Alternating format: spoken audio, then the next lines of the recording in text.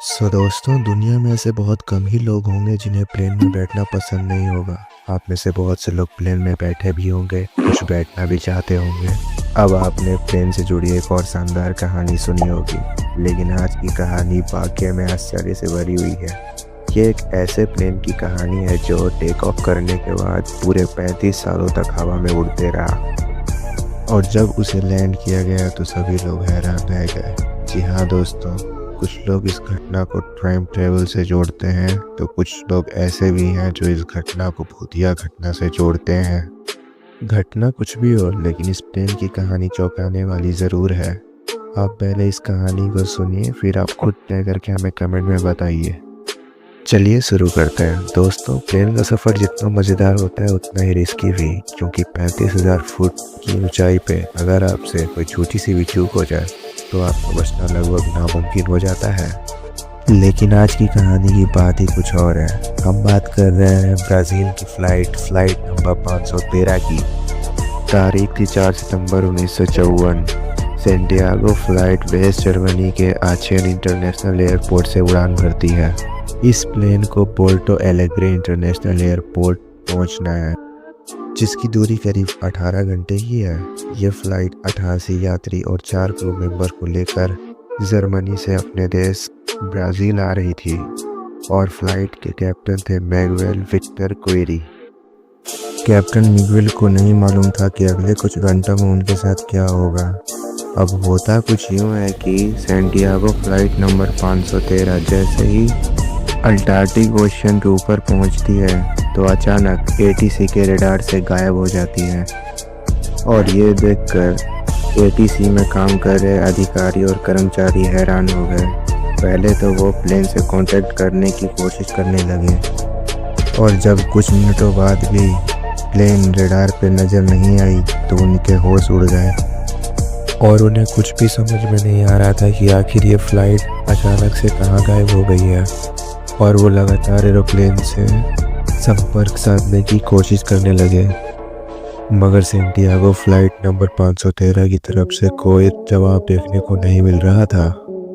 ये देख तत्कालीन एटीसी की सभा बुलाई गई, जिसमें जर्मनी और ब्राज़ील के उच्च अधिकारी शामिल थे। सेंटियागो फ्लाइट के अचानक गायब होने के वजहों पे बात होने लगी, मगर किसी को कोई रास्ता समझ में नहीं आ रहा था। इसीलिए एटीसी ने खोजकर्ताओं की टीम बनाई और उन्हें अंटार्कटिक ओशन के लिए रवाना कर दिया। क्योंकि जब प्लेन का कनेक्शन एटीसी के रडार से टूटा तब फ्लाइट अंटार्कटिक ओशन के ऊपर उड़ रही थी। आमतौर पर जब कभी भी ऐसा होता है तो ये मान लिया जाता है कि प्लेन के साथ कोई दुर्घटना हो गई है और प्लेन किसी हादसे का शिकार हो गई है। इस केस में भी एटीसी को लगा कि सैंटियागो फ्लाइट नंबर 513 किसी दुर्घटना की शिकार हो गई है।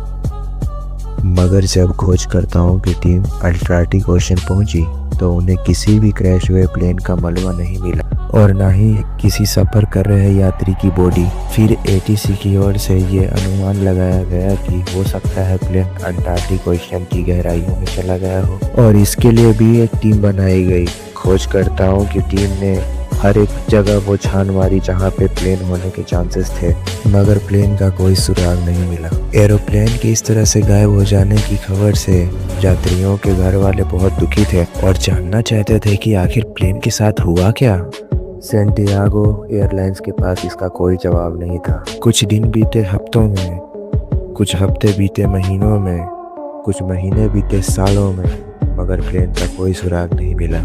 करीब 2 साल तक सर्च ऑपरेशन चला, और आखिर में सर्च ऑपरेशन को हमेशा हमेशा के लिए बंद कर दिया गया। और अब तारीख आती है 12 अक्टूबर 1989 की। एक अज्ञात एरो